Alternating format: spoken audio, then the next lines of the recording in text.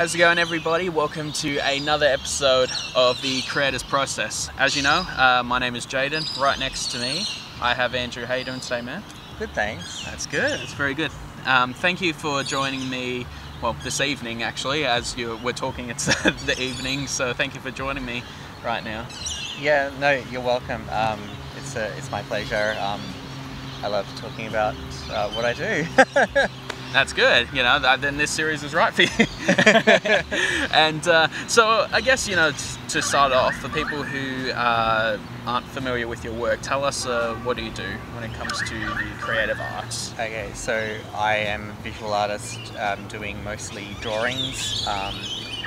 Lately, there's been a bit of a journey with it, where I've started with a bit of charcoal and graphite on paper. And moved more towards ink lately. Yep. So I think that's sort of medium that works well for me. Oh, awesome. And how long have you been in the visual arts area? Like, how long ago did you start that journey? Yeah, I wish that was a straightforward answer. Don't we all wish that for that? So I remember drawing when I was a little kid, but very quickly in high school it was sort of kicked out of me and sort of... not literally. No. I would be a bit worried about that if it was literally kicked out of you. But just sort of, focus on maths, physics, chemistry, that kind of stuff. I had those sort of tiger parents, and tried to get back into it at uni at one point, but at that point it felt a bit too late, and I was told I wasn't good enough. So I abandoned drawing. It's all right. Life happens. I think on that though, I think the lesson is never that you're not good enough. I think it's you need to be better, which gives someone something to aim towards, as opposed to just shutting them down. I think that's the key there with the feedback. Absolutely. That's what I've learnt from that. So I remember seeing an advertisement for a life drawing session in Fitzroy from our friend Jean-Luc. In 2019, so it was that many years later. Wow. So to give you context, I was sort of told not to do art at uni at 2002, and 2019 I've decided to do some life drawing. And took along a work colleague, Emma, who was into abstract painting, and we thought, let's just have a laugh and see what we do. And it was just so wonderful, and I found myself in the zone, and I was using graphite, and then I had the pastels out, and I started adding colour because my artwork really, I think, comes off the page when I use colour. And I started getting right into the zone. Jean-Luc came over and he's like, "This is fantastic," and I really have to say that he changed my life in that comment, and he really encouraged me. So from that point on, I just kept on going back and drawing and experimenting. And I guess the idea there was that nothing was off the table. So if I would try this and say, okay, and if I got too comfortable in one area, I would stretch myself and say, all right, I've used pastels to death, let's go ink, let's do this. Okay. Trying to find my style, and trying to find the balance between, I love using strong lines. I'm aware that my artwork has bold lines, and trying to add enough colour but not too much that it sort of drowns out what I'm trying to express. Yeah. No, I definitely do see with your work, I love the strong, bold lines in your work to bring out the line work. Doesn't always work. But no, it looks amazing. Like, I think it's absolutely incredible, your line work, and I think Jean-Luc will be very happy to hear that you actually felt impacted by what he said. He really, and he knows it, and he should know it. But I think in life you come across a few people that really change you and put you on the right course in life, and he's certainly one of a handful of people that have done that for me. Absolutely. And I think that's one of the things that I've been hearing from a lot of people, doing these interviews. His one life drawing class has actually changed a lot of people's lives and impacted a lot of people's lives. And I think it's really great that we have so many classes out there that impact people's lives. just to create and just to be ourselves and to find our clan. Absolutely. And so I think that's amazing. And so you said that like that you work with a lot of different mediums, and so you kind of, in a way, you said that you work with one medium, and then if you feel like you've overdone it, you kind of go, all right, what's the next thing? Is it because is it you get bored of it, or you just feel like you want to do something? No, it's not that I get bored of it. I think in fact, I think now I'm starting to find my style, and I'm starting to hit my stride, and that's with ink, and so a lot of textile and Sharpies and things like that. But what I do like, I believe in a growth mindset, so I always believe that I need to be pushing to be better, not for anyone other than myself, but just to develop some of that grit that, if you remember back, I said, I think people should be told that they need to be better rather than not good enough. Yes. So my goal is always just to be better. So it's not about it's not about saying that my works, I'm certainly aware I'm not Picasso. I don't think any of us will ever be. But it's always about sort of just improving or challenging myself. And it doesn't always work out, but that's part of the process.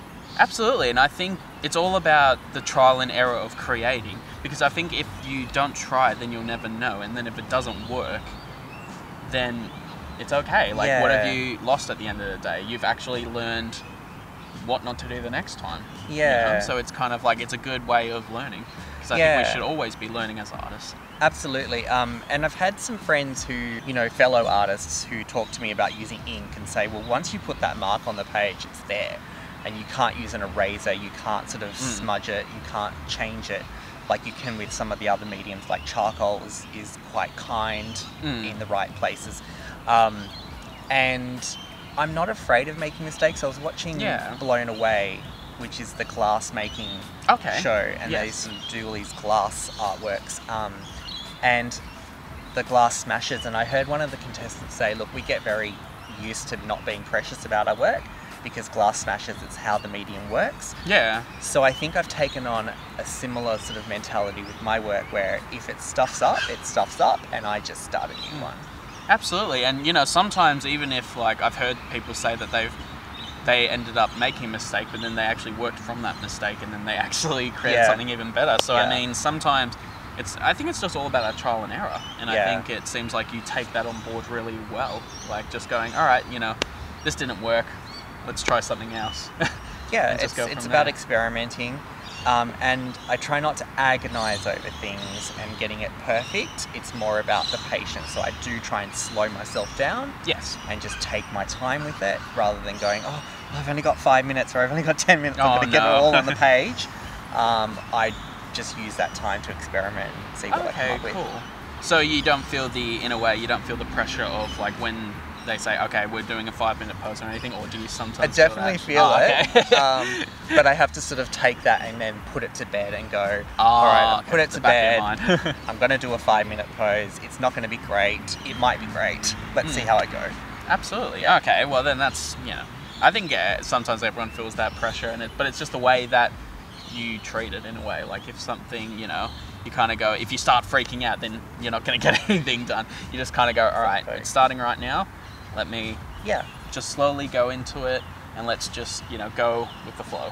Just relax, because if you end up going really fast, then it's just, you don't know what will end up coming out, you know. It's absolutely crazy. And but I'll ask you, so your inspirations behind some of your drawings, like, you know, the way that you draw and all that sort of thing, so where did all those things come from?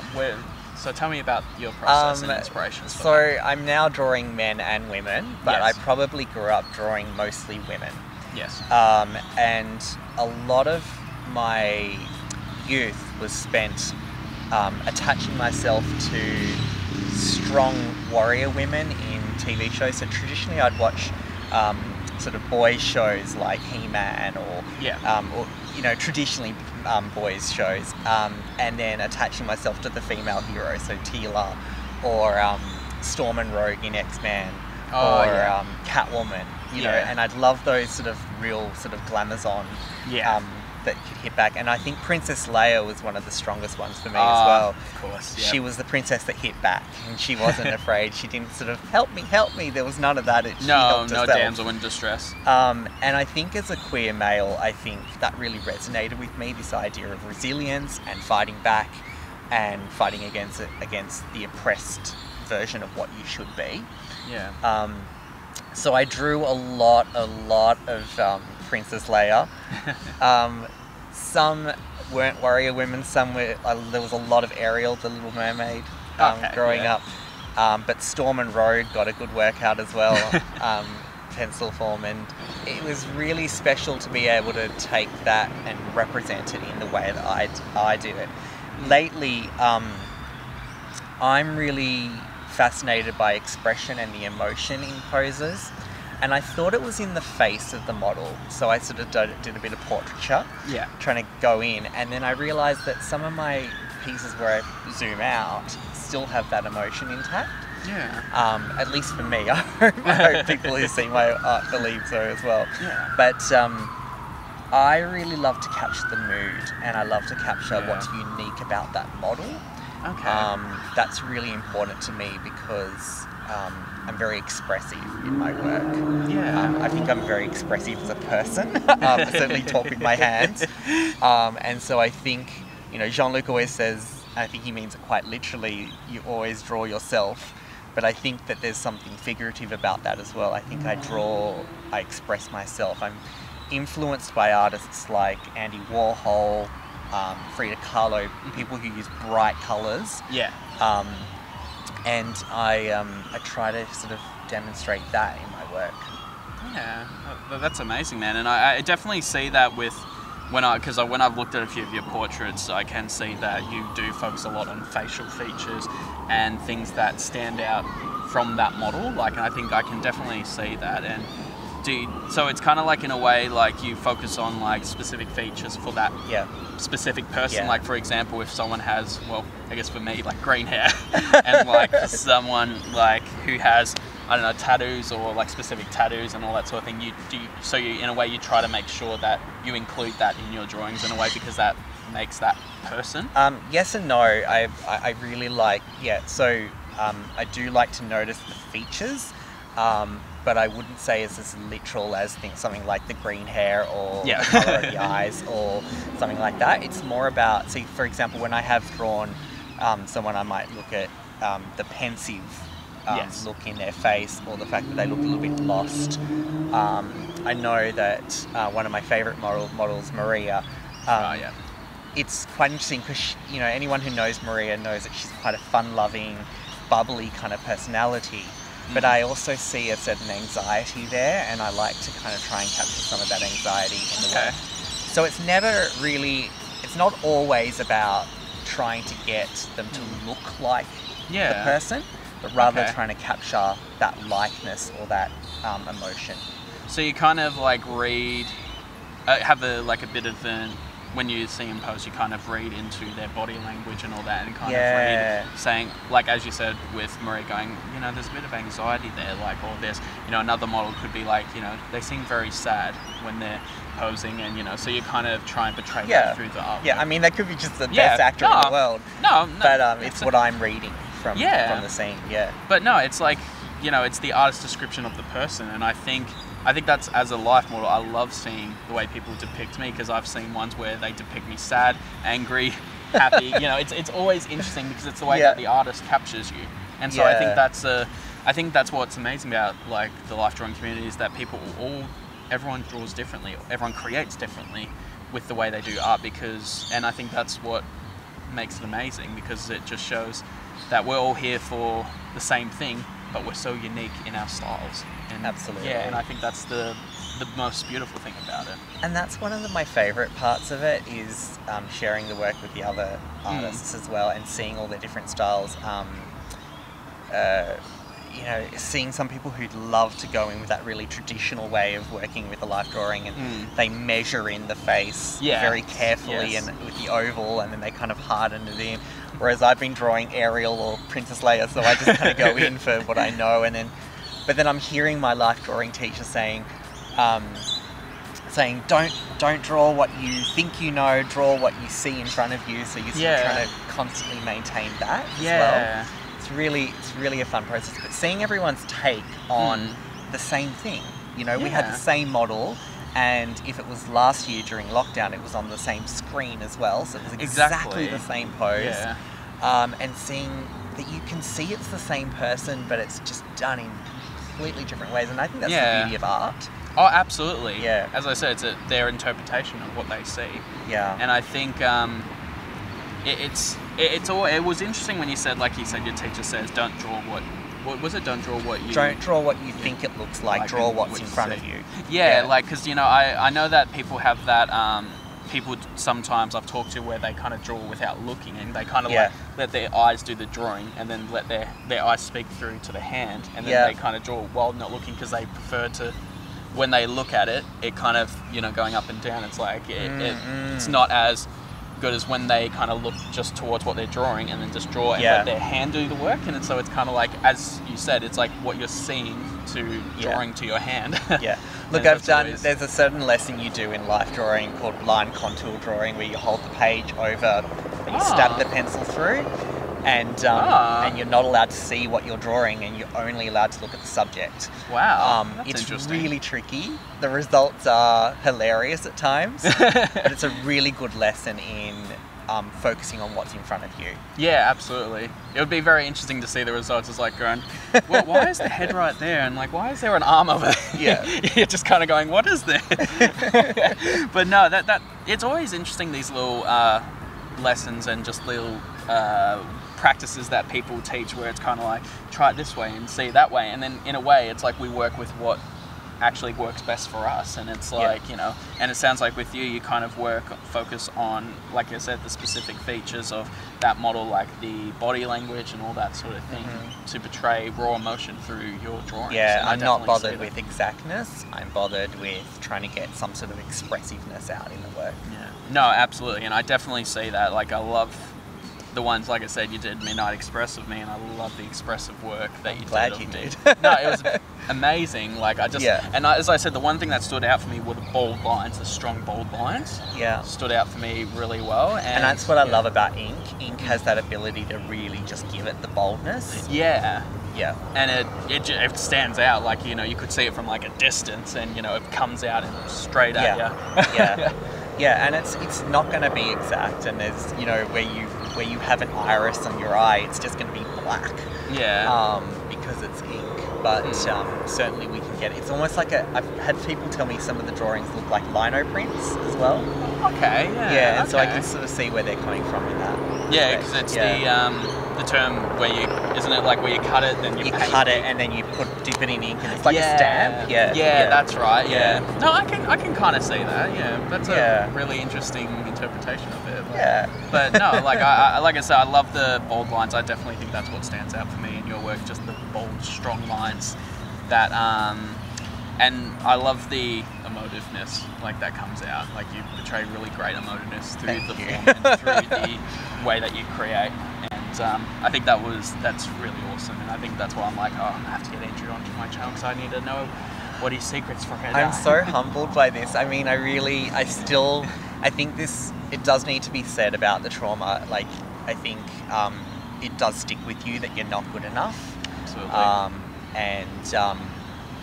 And that little voice is still in there saying you're not good enough, you're not good enough. So it's very validating, and I thank you for that. No, that's okay.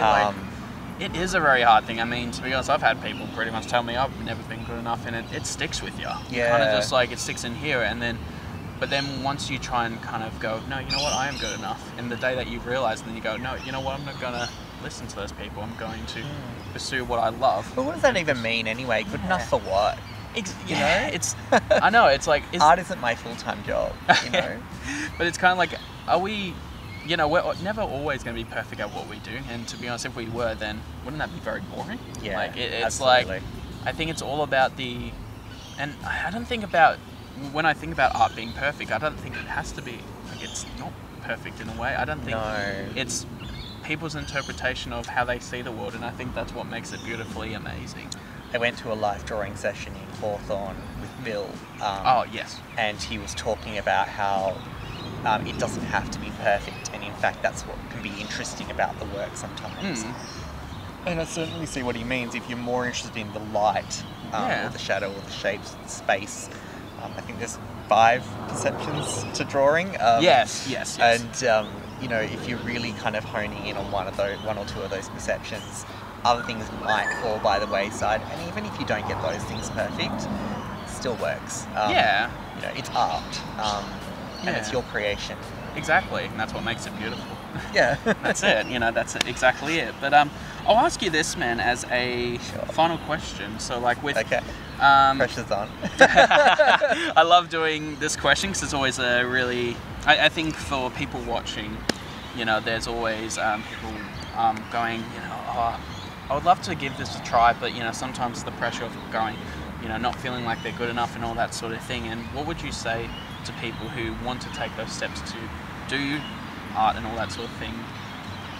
You know, what would you say as as advice for someone who does art?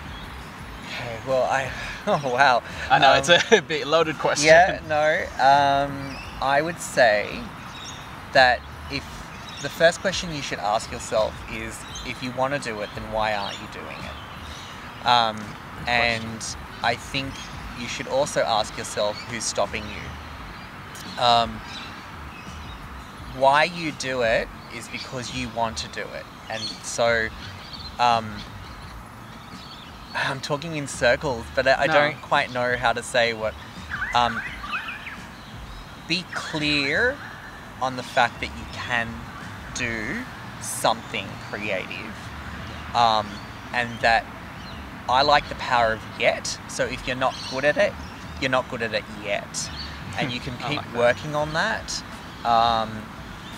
You know, as a trained school teacher, I'll also say, you know, people who say they're not good at maths, you're not good at maths yet. So you can try at things. I think there's creativity in everyone. Yeah. I'm going to go out on a limb and say that. Even my sister, I'd say there's creativity in her, even though I don't know where it is. I think that you should live life according to you. So whether you're trying to make money out of it or not, that's not so important. Yeah. It's actually about expressing yourself. And if you don't, then who are you going to blame at the end of that? You know, you had the opportunity and you chose not to. Yeah. No, I love that. Like, I love how you said that you should be creating for you and no one else. And you know, and surround yourself with people that are positive towards you. You know, Jean-Luc, yourself, others who have built me up. If people are negative, they're not necessarily wrong, but just you don't need to be around it. Yeah, don't surround yourself with those negative impacts, because you know they should be uplifting you, not putting you down. For I mean, it's not about being delusional, but it is about being able to say, this isn't helping me. This is not helpful to me right now. No. You know. And if it stops you from creating, then you know you need to really think about it. Those people are in a way worth having around. And the people in my life right now are worth having around. It's beautifully put, man. No, you did really well with that. I think that's amazing. So once again, Andrew, thank you so much for taking the time to talk about your amazing process, man, and your inspiration. Thank you for sharing it with me. Thanks so much. Thanks. It was my pleasure. It's all good, man. And so I want to thank everyone once again for tuning into this episode of The Creators Process. If you want to check out Andrew's work, I will leave a link to his Instagram down below and any of his other links that he has, including his art. And thank you so much for watching. Comment, like, and subscribe, and I will see you in the next episode.